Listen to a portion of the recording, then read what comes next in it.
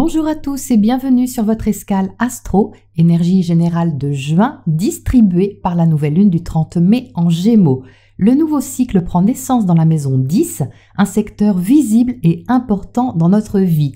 Qu'il s'agisse de carrière, de réalisation sociale ou de notre façon de nous épanouir à l'extérieur, cette nouvelle lune nous invite à donner une nouvelle impulsion dynamique à notre vie tout en revoyant certains paramètres. Pourquoi nouvelle impulsion dynamique? Eh bien déjà parce que c'est une nouvelle lune ouverte sur l'expression et la communication chère au signe des Gémeaux. Ensuite parce qu'elle forme un bel aspect à la conjonction Mars-Jupiter en Bélier. Mars, planète de feu et d'action, est chez lui en Bélier, donc enclin à aller de l'avant avec une certaine assurance. Jupiter, planète de l'expansion, ne fait qu'encourager et amplifier cette énergie. On a confiance dans une intention personnelle qui comporte une certaine nouveauté et ouverture d'esprit. Le cycle lunaire précédent a pu réveiller des forces en nous qui demandaient à se libérer. On peut donc se sentir poussé par un motivant « allez, on y croit ». Mars et Jupiter sont en carré à la lune noire en Cancer, ce qui peut aussi amplifier nos motivations inconscientes de protection ou d'autoprotection, et en carré, ça peut être exacerbé. Au-delà d'un besoin peut-être inconscient d'être rassuré, une forte énergie nous pousse donc à tenter une nouvelle aventure qui nous sort de nos repères émotionnels sécurisants.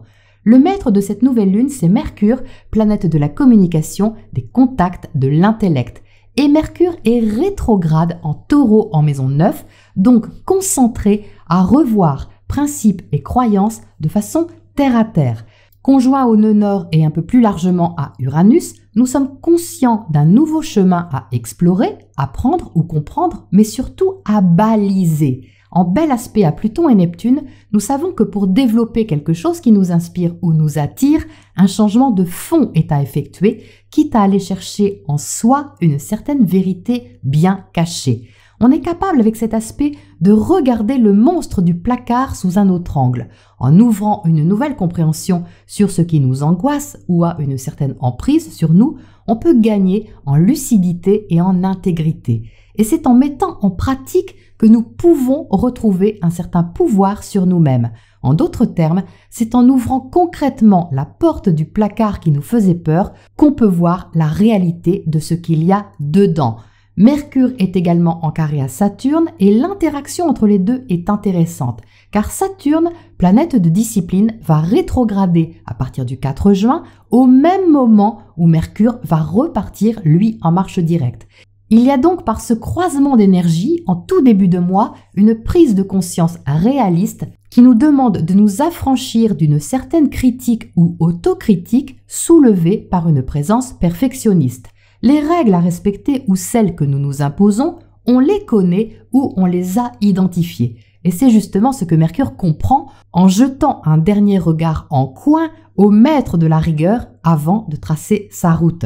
Ça pourrait friser le combat intellectuel, mais c'est un peu plus subtil que ça et possiblement intériorisé, car Mercure termine son introspection et Saturne, lui, la commence.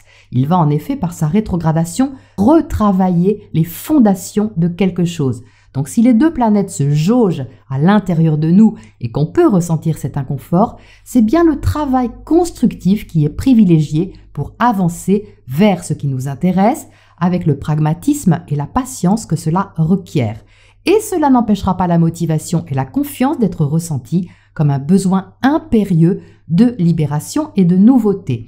Alors que dit notre boussole cosmique, le nœud nord? Il est en Taureau en maison 9, carré à Saturne et en sextile à Neptune. La direction montrée est celle d'une direction inspirée qui nous fait grandir et élargit notre horizon de façon nourrissante, que ce soit pour le corps ou l'esprit, et cela demande un changement de nos habitudes.